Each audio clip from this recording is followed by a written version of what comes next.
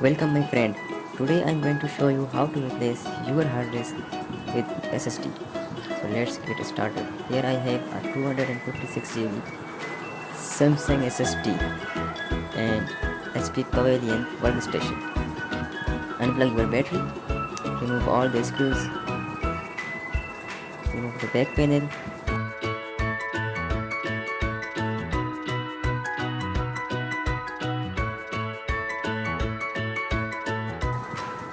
and here inside you can see the SSD is already attached.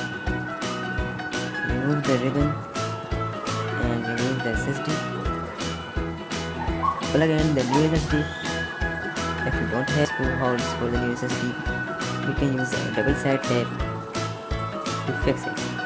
So here I am going to apply double side tape, actually 2 layers of double side tape, so that the SSD will fix on the right position. So plug in the SSD into the port, plug in the ribbon, the cable again. Okay, now it's time to test out whether the SSD is working or not. Make sure the SSD is plugged in perfectly. Okay, after that plug in your battery, lift your laptop out, turn it on. If it's working, then we are good to go. Remove your battery, put your back cover on